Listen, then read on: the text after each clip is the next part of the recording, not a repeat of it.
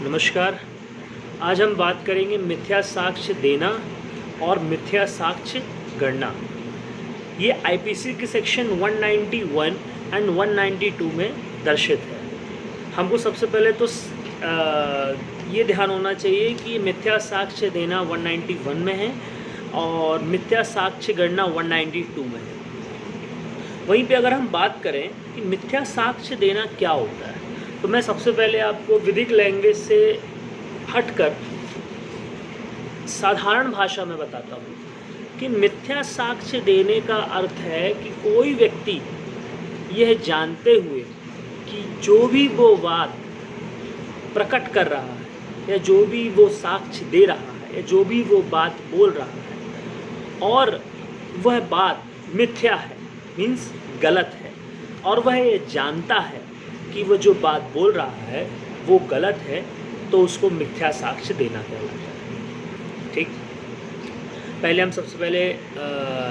191 की बात करेंगे, मीन्स मिथ्या साक्ष्य देने की बात करेंगे। तो मिथ्या साक्ष्य कहता है कि जो कोई शपथ द्वारा या विधि के किसी अभिव्यक्त उपबंध द्वारा सत्य कथन करने के लिए वैध रूप से आबद्ध होते हुए, मीन्स आपको कोई शपथ दिलवाई जाती है या तो किसी उपबंध द्वारा, मतलब आपसे एग्रीमेंट किया जाता है,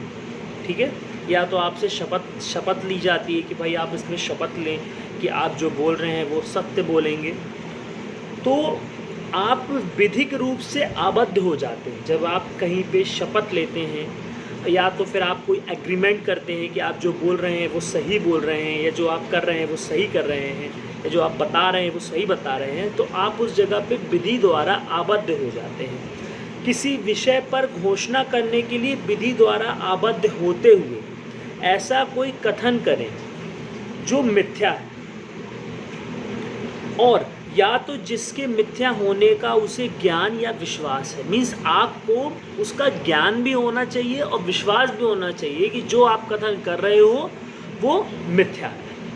ठीक है, तो मिथ्या साक्ष्य देने का अर्थ ये है। इसी में एक इलस्ट्रेशन है कि मिस्टर ए जो थे वो मिस्टर ए का जो हस्ताक्षर था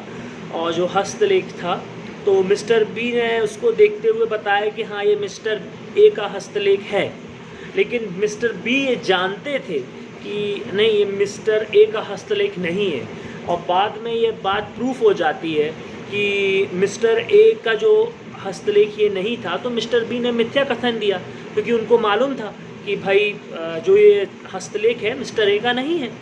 तो उस जगह पे उन्होंने मिथ्या साक्ष्य दिया। और वहीं पर यदि मिस्टर बी जिसने मिस्टर ए के लिए कथन दिया था, अगर उनका सद्भावनापूर्वक भाव होता और वो जो बोल रहे थे वो विश्वास करते या उनको ज्ञान होता कि जो वो कह रहे हैं वो सत्य है, भले ही बाद में ये क्लियर हो जाता है कि मिस्टर ए ने जो साक्ष्य दिया था वो गलत था, तो उस जगह पर क्या होगा कि मिस्टर बी ने मिथ्या साक्ष्य नहीं दिया। मतलब आप अगर कोई बात सद्भावनापूर्वक कर रहे हैं, विश्वास से कर रहे हैं और जो कर रहे हैं वो सत्य कर रहे हैं, भले ही वो बात गलत हो, तो उस जगह पे आपका मिथ्या साक्ष्य देना नहीं कहलाता। ठीक है, अब वहीं पे हम बात करेंगे मिथ्या साक्ष्य गणना, मीन्स 192।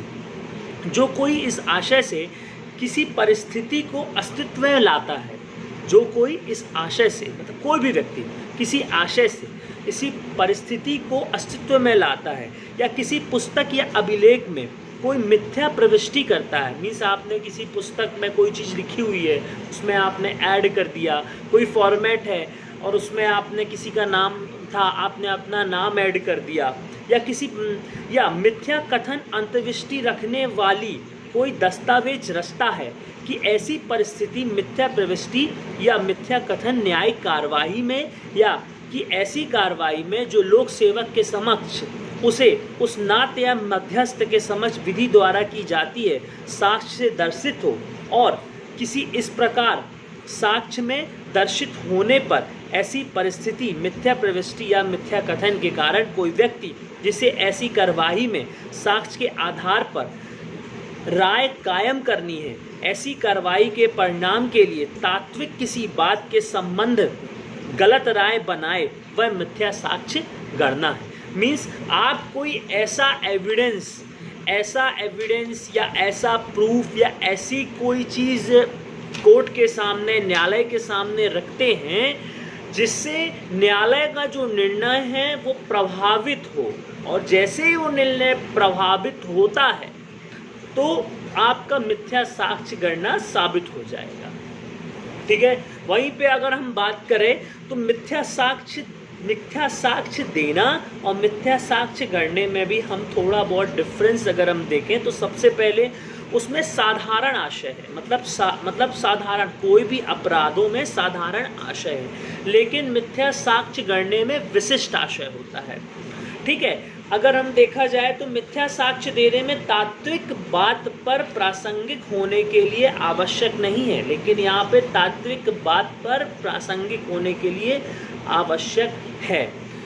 अगर वहीं पे मिथ्या साक्ष्य देने की बात करें तो मिथ्या साक्ष्य जो दिया गया है उसका प्रभाव उस अधिकारी पर जिसके समक्ष वह साक्ष्य दिया गया है पड़ा है अथवा नहीं, यह महत्वपूर्ण है। मीन्स अगर आप किसी के सामने मिथ्या साक्ष्य, न्यायालय में अगर मिथ्या साक्ष्य दे रहे हैं और अगर उसका प्रभाव ही नहीं पड़ा तो आपका मिथ्या साक्ष्य देना या न देना मैटर नहीं करता। लेकिन यदि आपने मिथ्या साक्ष्य गढ़ा है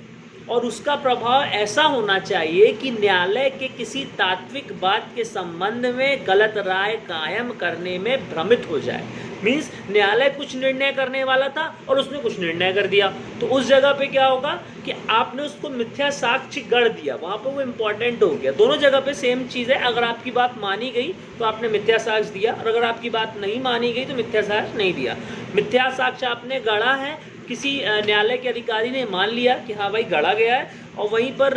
नहीं माना है उस जगह पे, तो क्या होगा कि वो आपका इग्नोर में चला जाएगा। हाँ भाई चलो ठीक है, जो हुआ अच्छा हुआ। ठीक है, तो यहीं पे आपको समझ में आएगा मिथ्या साक्ष्य देना और मिथ्या साक्ष्य गढ़ना। Thank you.